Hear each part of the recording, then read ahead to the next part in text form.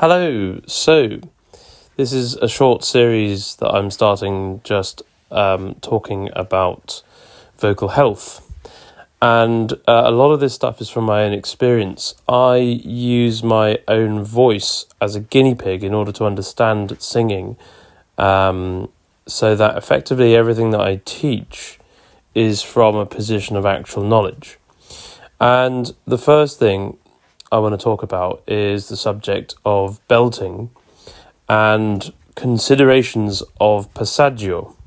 Now, belting is a word used in musical theatre and pop singing to refer to the upper part of the voice, the extremities potentially of a person's voice.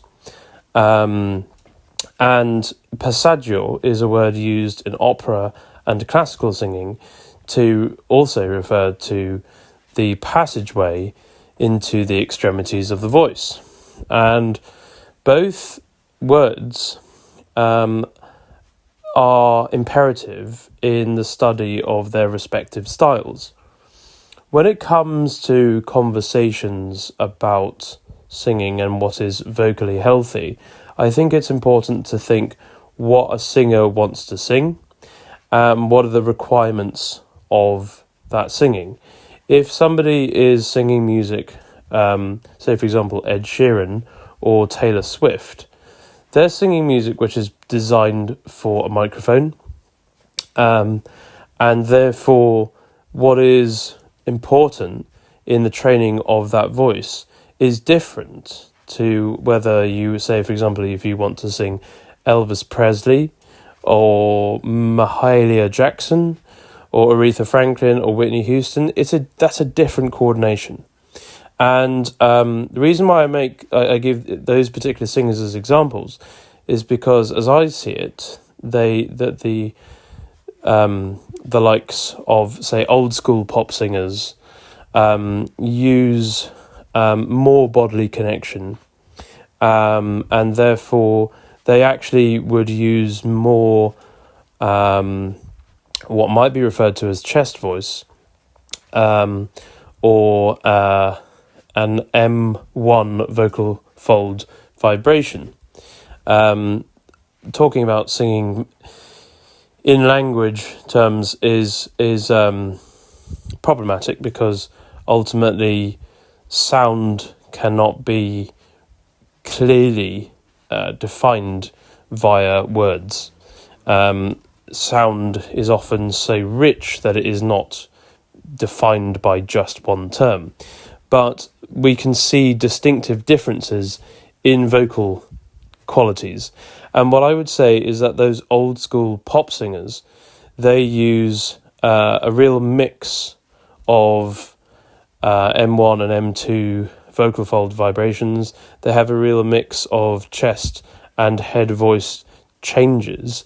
And I would say that they have more chest in their sound than the modern school of pop singing as represented, for the sake of argument, by Ed Sheeran and Taylor Swift. Now, it doesn't mean to say that Ed Sheeran and Taylor Swift sing unhealthily, neither do the old school pop singers sing unhealthily. The fact is, the way the voice is built is different.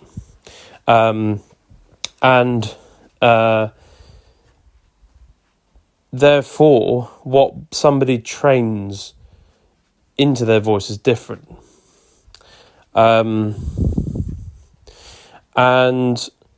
this is the thing, is style is a huge dictator of vocal health, because the style that you sing requires different factors of vocal health.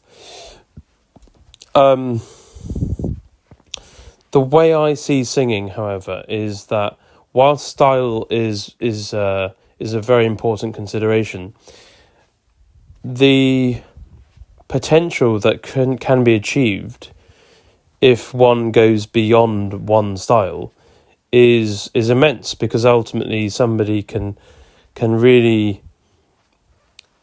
push their own interests in singing and actually discover new qualities about their voice if they go beyond a certain style. And that's why I think it's problematic to just stay stuck in one style. And you might actually find that you enjoy a new style differently, simply because you've been brave and bold enough to do so. And if you are venturing into a different style, it means that you need to see that the voice that you might be listening to, or that style, might actually require a different coordination, a different... you might need to build your voice in a slightly different way.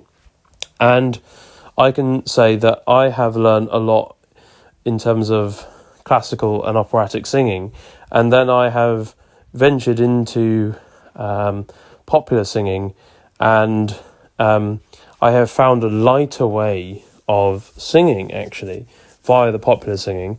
But then when I bring that back into the classical singing, back into the opera, my voice improves. And it's actually knowing the connections between different genres of singing, which has allowed me to appreciate singing much more, and actually which I find emotionally and mentally stimulating. And that's why I think it's always worth challenging one's own perspective of singing and style, and just appreciating sound and emotion, and putting those things at the forefront rather than style. But I do appreciate the fact that people might want to fixate on a specific style, essentially as they study singing. But I think it's always worth being open-minded to the new possibilities, and just to recognise from that what is then important with vocal health.